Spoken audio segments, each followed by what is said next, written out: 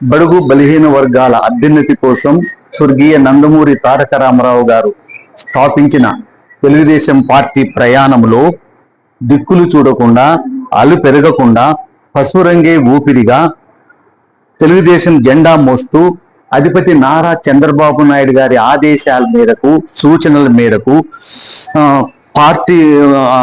మేరకు అనుసరిస్తూ